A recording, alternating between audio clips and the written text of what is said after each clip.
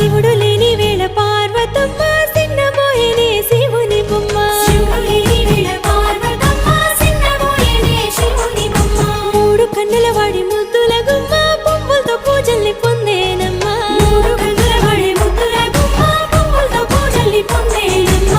గౌరమ్మే బతుకమ్మై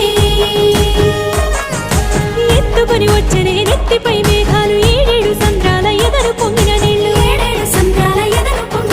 తీసుకొని వచ్చనే తిరుగుతూ వాగులు నురగలై పొంగెనే చెరువుల తూములు ఉత్తరం దక్షిణం నువ్వెక్కిపోతుంటే తంగేడు బొమ్మలు బంగారమై చూస్తే